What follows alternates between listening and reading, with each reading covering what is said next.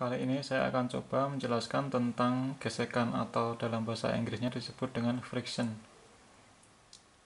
Nah, kita akan membahas gesekan pada benda kaku ya, atau disebut dengan rigid body. Artinya dia kaku itu ketika dikasih gaya dia tidak berubah bentuk. Nah, contohnya balok kayu itu dan sebagainya. Nah, untuk memahami tentang gesekan, ini ada sebuah ilustrasi atau gambaran di mana kita mempunyai sebuah balok dengan berat tertentu. Kita taruh di lantai, kemudian kita tarik ke kiri. Nah, gaya berat dari balok ini itu akan dilawan oleh yang namanya gaya normal, sehingga kan si benda ini tidak bergerak naik turun. Makanya gaya turun ini, gaya berat itu akan dilawan oleh gaya normal. Gaya normal sama dengan berat, karena terbukti bahwa benda ini tidak bergerak turun. Nah, itu untuk yang gaya normal dan gaya beratnya. Nah, sedangkan karena kita tarik ke kiri balok ini, pada suatu lantai kita tarik ke kiri, maka antara lantai dengan balok itu akan terjadi gaya gesek atau gesekan. Nah, gesekan ini arahnya kan menghambat dari arah gerakan yang kita harapkan.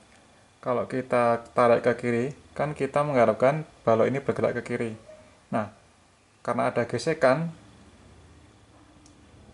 maka gesekan ini itu akan melawan dari arah tarikan kita, berarti ke kanan arah gesekannya, karena menghambat dari gerakan akibat kita tarik ke kiri.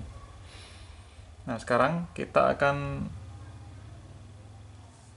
mencari tahu berapa besarnya gaya gesek yang terjadi ini ketika kita tarik ke kiri sebesar F. Kita simbolkan bahwa gaya tarik yang kita berikan itu adalah sebesar F Newton, gaya geseknya adalah Fg, gaya gesek. V itu adalah M kalikan G, artinya dia beratnya, massa kalikan percepatan gravitasi, dan N itu adalah gaya normal, di mana besarnya sama dengan W. Nah, sekarang kita bikin kurva. Berapa besar gaya gesek akibat kita tarik gaya F. Nah, ini kita bikin kurvanya, di mana sumbu X-nya itu adalah gaya tarik kita yang kita berikan. Kemudian sumbu Z-nya itu adalah gaya geseknya. Nah, kita akan tahu di referensi bahwa akan muncul satu grafik dengan bentuknya seperti ini. Miring lurus, kemudian dia turun. Saya ulang lagi, ini kita tarik lurus gini, 45 derajat. Kemudian setelah mencapai puncak dia turun, kemudian datar. Nah, ini kita bisa bagi menjadi dua area ya. Jadi kurva ini kita bagi menjadi area, yaitu sebelum sebelum puncak, jadi dari 0 sampai A, dari sini sampai sini, dan setelah puncak sampai dia bergerak. Nah, dimana posisi ini dari sini ke sini itu adalah posisi baloknya diam, dan ketika melewati puncaknya itu adalah posisi benda bergerak atau sliding atau kegeser ke kiri gitu. Nah, kita lihat bahwa ini adalah gaya tarik, ini gaya gesek. Nah, gaya tariknya itu kita variasikan, mula-mula tidak ada gaya tarik, kemudian kita tambahkan, terus sampai dia bergerak. Nah, kemudian yang ini itu adalah gaya gesek akibat kita tarik gaya F. Nah, kita lihat di sini. Pertama 0. Ketika tidak ada gaya tarik, maka gaya geseknya 0. Masuk akal ya. Jadi ketika ini kita diamkan aja, taruh baloknya di atas lantai, maka ya udah tidak ada gaya yang arah ke kiri maupun ke kanan. Artinya tidak ada gaya F, maka tidak ada gaya gesek. Nah, itu bisa dipahami. Titik yang ini. Kemudian ketika kita tambahkan atau kita berikan gaya tarik, kita tarik benda ini mula-mula 0, kemudian kita tambahkan misalkan 1, maka gaya gesek yang terjadi itu juga 1 di sini. Sebagai contoh ya, kalau kita tarik dengan gaya sebesar 1 Newton atau 1, ya misalkan 1 Newton, enggak usah 1 ya, gayanya 1. Ini karena sudutnya 45 derajat, maka di sini juga 1. Artinya apa? Artinya ketika ini kita tarik dengan gaya 1 Newton, itu gaya geseknya juga 1 Newton, sama persis. Nah ini karena kondisinya itu masih diam, berarti ya diam, dia tidak bergerak meskipun kita tarik 1 Newton. 1 Newton ke kiri, maka akan muncul 1 Newton gaya gesek ke kanan.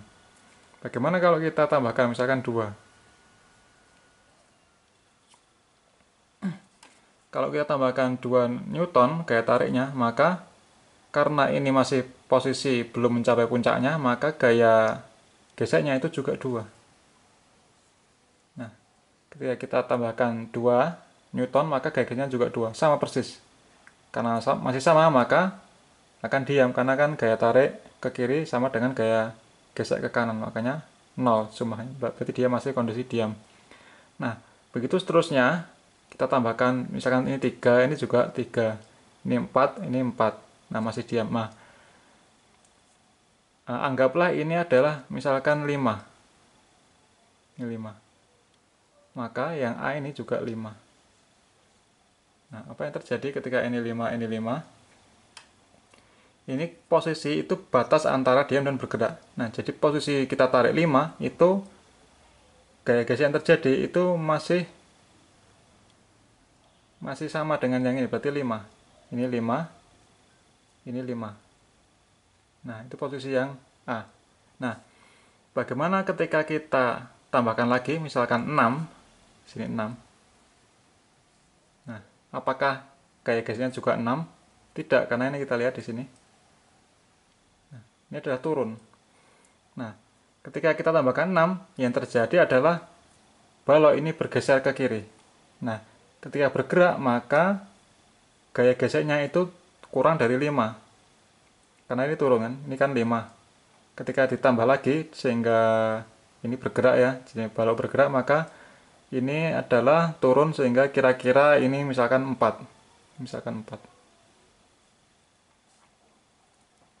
Nah, seperti itu. Jadi selama dia masih diam, itu gaya gesek yang terjadi itu sama dengan gaya tariknya. Nah, ketika melewati puncaknya, kita tambahkan gaya tariknya, maka gaya geseknya akan turun. Misalkan ini tadi berapa? Ini kita kasih 6, gaya gesek yang terjadi adalah 5. Nah, apa akibatnya? Ini 6, ini 5. Lebih besar 6-nya, berarti dia akan bergerak ke kiri. Karena ini gaya geseknya lebih kecil dari gaya tariknya. Nah, itulah fenomena ketika terjadi sliding. Nah, dari penjelasan ini tadi kita bisa simpulkan bahwa gaya gesek maksimal ini A itu adalah kondisi balok diam tetapi dia hampir bergerak, hampir bergerak. Kalau kita tambahi gaya sedikit saja lebih dari yang maksimalnya ini, yang A, gaya gesek maksimal, maka dia akan bergerak. Nah, ini disebut dengan gaya gesek statik. Statik kan artinya diam, berarti ini adalah gaya gesek statiknya. Nah, apa yang terjadi ketika dia bergerak? Ketika bergerak, itu kan gaya geseknya turun. Lebih kecil dibanding dengan gaya statiknya atau di titik A-nya. Nah, ini dinamakan dengan gaya gesek dinamik atau kinetik. Di mana posisi baloknya itu adalah posisi bergerak.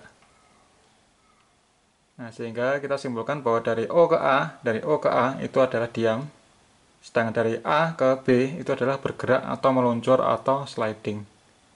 Nah, itulah konsep dari gaya gesek statik dan gaya gesek dinamik. Nah, ketika dia masih diam, itu gaya gesek itu bisa mengimbangi sama persis dengan gaya tariknya.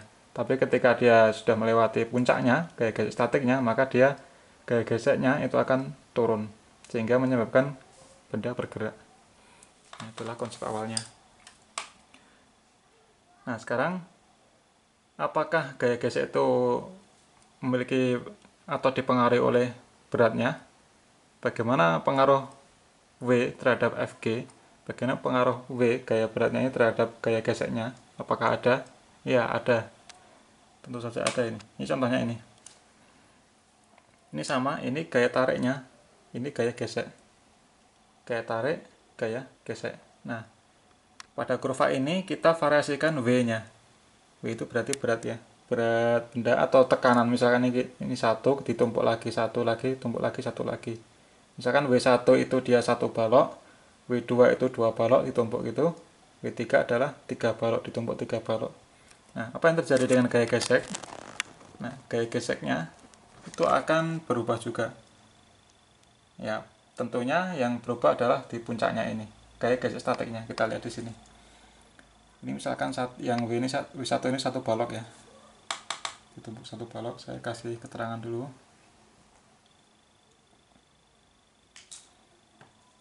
Ini 1 balok, ini 2 balok, ini 3 balok.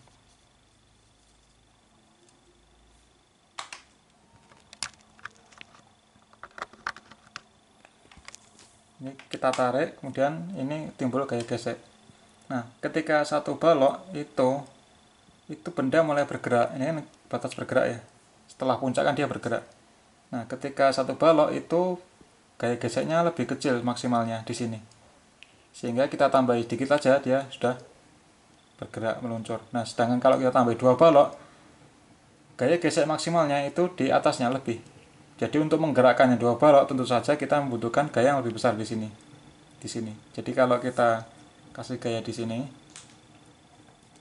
misal gayanya di sini, di F1 kan kira-kira di sini posisinya. Nah, melebihi dari ini, melewati dari titik puncaknya ini, maka dia akan bergerak. Nah, sedangkan untuk menggerakkan yang balok W2 ditumpuk 2 balok, kita butuh F-nya di sini. Nah, ketika kita tarik dengan F2, yang 2 balok itu baru bergerak. Nah, kalau kita gunakan F2 untuk menarik W1, itu tentu saja sudah bergerak ya. Bergerak lebih cepat ya. Jadi saya ulangi lagi, ketika kita hanya 1 balok, itu kita tarik gaya F1 di sini, itu dia sudah bergerak. Nah, sedangkan kalau kita tambahi dengan 2 balok, ini kita kasih F1 itu belum bergerak. Karena apa? Karena dia belum mencapai yang puncak yang biru. Nah, ketika kita tambahkan sampai F2 itu yang 2 balok itu baru bergerak, sliding. Nah, bagaimana dengan W3? W3 itu bisa bergerak ketika kita menarik dengan gaya F3, di mana dia melewati dari puncaknya ini. Nah, jadi kesimpulannya, semakin besar gaya normalnya, semakin berat suatu benda, maka gaya yang dibutuhkan untuk menggerakkan itu lebih besar. Karena gaya geseknya juga lebih besar. Nah, dengan demikian, kita bisa simpulkan bahwa besar gaya gesek yang terjadi antara balok dan lantai itu dipengaruhi oleh gaya normalnya atau dipengaruhi oleh berat dari balok itu. Nah, bagaimana hubungannya? Jadi kalau ditulis matematik, ini ya, W3 lebih besar daripada W2 karena W3 kan 3 tumpuk, sedangkan W2 2 tumpuk, sedangkan W1 itu 1 tumpuk, sehingga yang paling kecil adalah W1. W2 lebih besar dan W3 paling besar. Sehingga dari gambar ini kita bisa simpulkan bahwa gaya gesek antara balok dan lantai itu merupakan fungsi dari beratnya. Atau kalau dalam fisika itu lebih sering kita gunakan gaya normalnya ya, dibanding dengan W. Jadi gaya gesek itu adalah fungsi dari gaya normalnya. Nah, hubungannya gimana? Hubungannya kita bisa tuliskan sebagai konstanta. Jadi gaya gesek itu adalah suatu konstanta yang dinamakan dengan mu dikalikan dengan gaya normalnya. Nah, dengan demikian mu adalah gaya gesek dibagi dengan n. Nah, inilah koefisien gesek.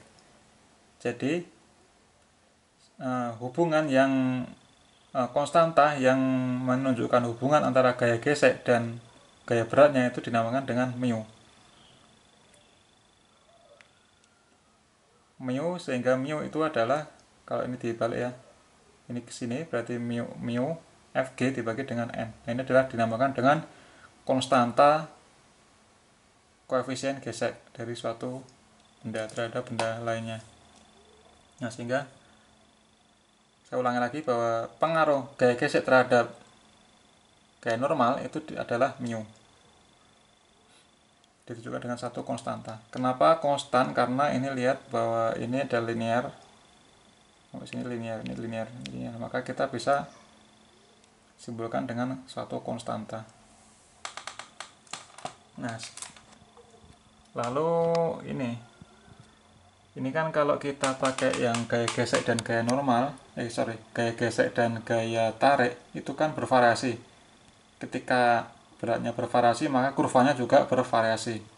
Nah, sekarang kita cari tahu bagaimana supaya terjadi satu kurva aja tapi berlaku untuk semua berat. Jadi kita bisa bandingkan supaya berlaku umum ya, supaya kurvanya itu berlaku umum, sehingga kita bisa bandingkan gaya geseknya itu tanpa memperhatikan gaya normalnya, sehingga berat satu benda itu meskipun beratnya beda kita bisa bandingkan. Nah, bagaimana caranya? Nah, supaya bisa dibandingkan itu kita yang sumbu Y itu kita normalkan. Yang awalnya tadi kan sumbu Y nya adalah gaya gesek. Nah, ini kita normalkan. Caranya kita bagi dengan gaya normalnya supaya variabel normalnya hilang. Nah, sehingga kita normalkan F gaya gesek kita bagi dengan gaya normalnya. Nah, ini adalah tidak lain adalah mu, koefisien gesek. Nah, makanya kurvanya menjadi seperti ini. Sumbu Y itu adalah Fg dibagi N, gaya gesek dibagi dengan gaya normal, yang tidak lain dan tidak bukan adalah mu atau koefisien gesek. Jadi sumbu Y itu adalah koefisien gesek, sedangkan sumbu X itu tetap merupakan gaya tarik ini. Nah, sekarang bagaimana kurvanya? Kurvanya bentuknya akan tetap, di mana dia akan naik, kemudian setelah dia mencapai puncaknya dia akan turun, ketika dia bergerak kan turun.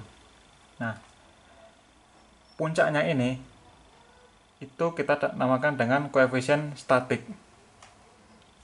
Sedangkan yang ini ketika dia bergerak, ini kan sama, ini kondisi diam, yang sana kondisi bergerak. Nah, yang kinetik, yang bergerak itu kita namakan dengan koefisien kinetik atau dinamik, dimana koefisien dinamik itu lebih kecil sedikit dibanding dengan yang statiknya. Nah, dengan kurva ini kita akan hanya muncul untuk satu kurva. Jadi berlaku untuk semua gaya normal atau W dengan syarat permukaan balok dan lantai itu sama. Jadi permukaan baloknya ini dengan lantai itu sama, maka kurvanya itu akan hanya muncul satu jenis kurva. Dimana kita hilangkan pengaruh gaya normalnya itu dengan tadi ya, dengan membagi dengan N, gaya gesek dibagi dengan N sama dengan mu. Nah,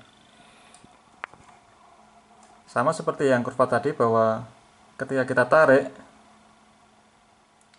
itu dari ini sampai puncaknya itu adalah posisi diam. Ketika kita kasih lebih gaya, maka dia akan bergerak pada area sini.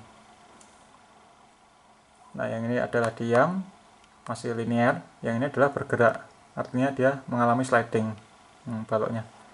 Nah, kita coba yang linear ini, yang diam. Yang diam tadi kan gaya tarik itu akan selalu sama dengan gaya geseknya dari sini sampai sini. Nah, kita coba uraikan. Karena gaya tarik sama dengan gaya gesek, berarti gaya geseknya itu sama dengan gaya tariknya. Nah, sedangkan gaya gesek kita bisa rumuskan mu kalikan N itu sama dengan gaya tariknya. Sehingga mu-nya dari titik ini sampai sini itu adalah gaya tarik dibagi dengan N. Nah, berarti kalau tidak ada gaya tarik, F-nya 0, berarti mu-nya juga 0. Ketika dinaikkan F-nya, maka mu-nya juga naik. Nah, ini adalah berlaku linear ya. Nah, dengan demikian suatu benda ketika mengalami tarikan, dari ditarik dengan lemah sampai kuat itu sampai dia bergerak, itu mu-nya, koefisien geseknya itu tidak konstan. Kita lihat di sini ya, mu-nya tidak konstan. Jadi kita lihat di sini, mu-nya itu akan ketika ditambah gaya tarik dia akan semakin meningkat secara linear. Kemudian setelah dia mencapai puncaknya, kita tambah lagi gaya tariknya, dia akan bergerak. Lihat. Nah, ketika bergerak itu mu-nya juga berubah menjadi mu kinetik. Nah, semoga tidak bingung antara mu statik dan mu kinetik. Nah, sebagai contoh, kalau kita ini ya, lihat suatu data, misalkan diketahui koefisien gesek statik antara aspal dengan ban itu ada 0,7. Artinya apa? 0,7 itu adalah mu statiknya, yang artinya adalah koefisien gesek maksimalnya. Sehingga di sini itu adalah 0,7, mu statiknya 0,7. Ini kalau sebagai contoh itu 0,7. Itu kalau aspal dengan ban. Artinya kalau kita tarik sampai maksimalnya ini, lebih dari maksimal ini kita tarik, maka dia akan bergerak. Sebagai contoh ini ada suatu benda, tadi ini kita pakai mu 0,7 ya.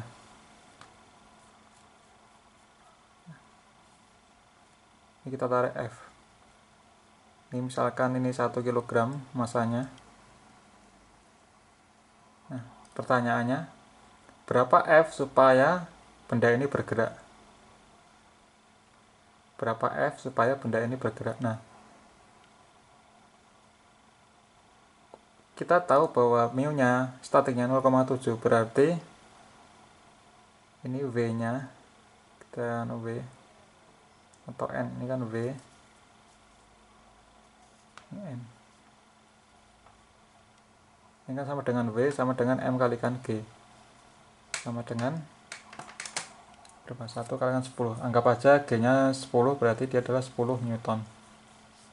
Nah,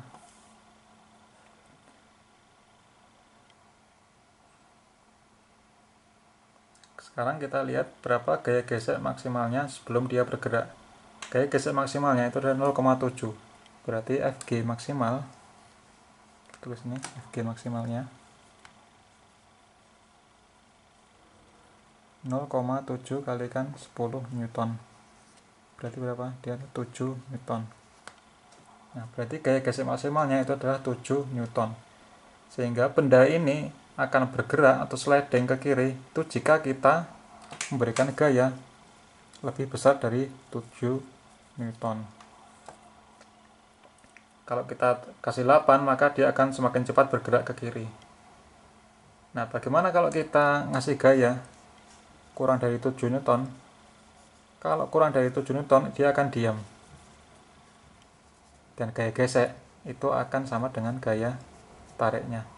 Misalnya kita kasih 4 Newton, maka gaya geseknya juga 4 Newton. Kita tarik dengan 1 Newton, gaya geseknya adalah juga 1 Newton.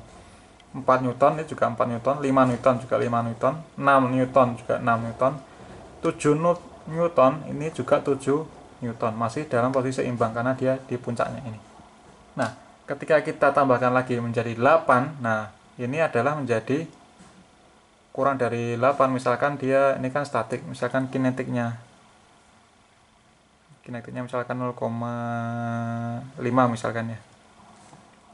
Nah, ketika kita kasih berapa tadi? 8, apa yang terjadi ketika kita kasih 8, maka gaya geseknya itu bukan 7 tapi turun menjadi 0,5 kalikan 10, berarti 5. Jadi ketika kita kasih 8 Newton, ini menjadi 5 Newton, bukan 7 Newton. Karena apa? Karena dia sudah bergerak kita gunakannya yang dinamik, dimana dinamiknya ini atau kinetiknya itu lebih rendah daripada yang statiknya ini. Saya ulang lagi.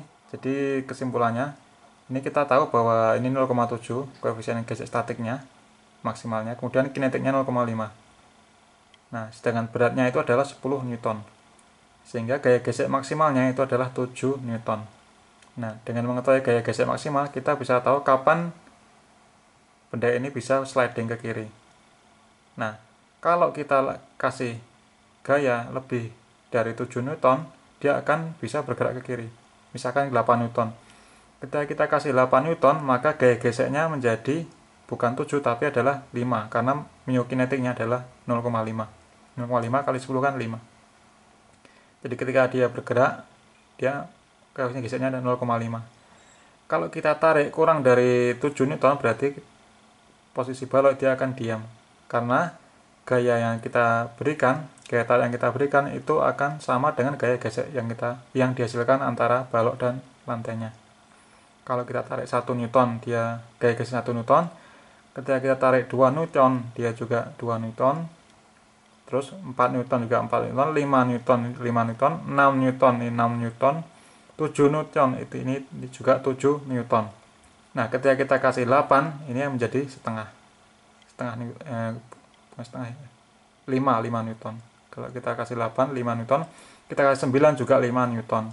kita 10 juga 5 Newton karena sudah melewati yang statiknya, jadi menjadi yang kinetik. Oke, sekarang penjelasan dari saya tentang gaya gesek pada benda yang rigid atau kaku. Semoga bermanfaat. Kalau ada salahnya mohon dikoreksi.